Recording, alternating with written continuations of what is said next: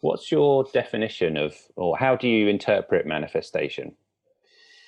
I personally think manifestation is a phrase that got made by people who want to sell more courses on Instagram, basically.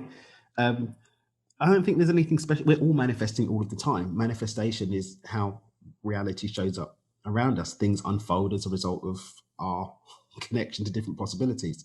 If we look at some of the side effects of Thomas Young's work with the double split experiment, and how people that, especially later on doing the experiment, saw that when there was no observer effect, the split light beam didn't, neatly combine into a single light beam because there was no expectation. It ended up randomizing.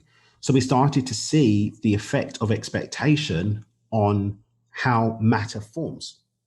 When we start to apply that with the fact that, well, the light beam was representative of electrons. If you open up anything in physical reality, if I open up this pen, take it down to its smallest component and open it up, we're going to have electrons. So if 99.999% of everything that we experience as physical reality is made up of something that only responds to an expectation, then reality only responds to an expectation. That for me is what manifestation is.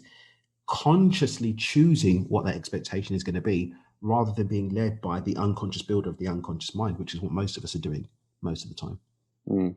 I had a negative connotation to it, like you said, and I looked up a definition, and one of the ones which I found was taking something that's theory and making it a reality. So if you and I decided to, like, I don't know, have a business idea and start a business, that would be manifesting a business. And so really, I don't see anything wrong with that term.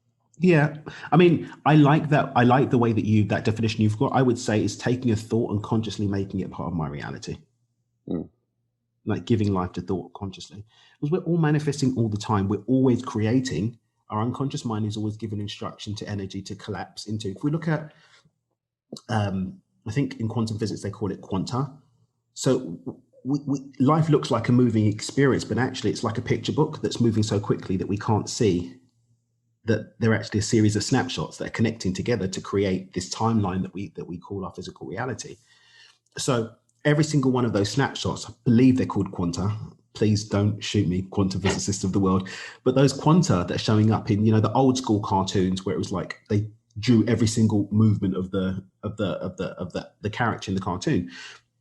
But every single one of those quanta is waiting for an instruction into what it's going to materialize as. Our unconscious mind is doing that heavy lifting most of the time, operating on our programs and blueprints. It's like, okay, well, the sky is blue. I'm a man. I'm this. I'm that. Now, people that create massive shifts. I mean, I've seen people heal themselves of diseases. I've seen people, create really crazy things in their life. They've been able to create a connection between them and this big jump, a big leap, if you will, in what the next quantum is going to be. But generally speaking, we follow our belief system is about the way things normally work. And we can talk about believing in miracles, but most of the time, even the miracles that we believe in are going to be within a framework of belief.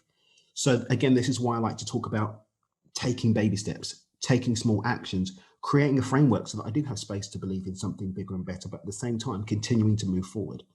Manifestation, like I said, it's something we're doing all the time. We can create bigger leaps forward, but it's still a leap. It's still a step from one quanta to the next. For me, that's what manifestation really is.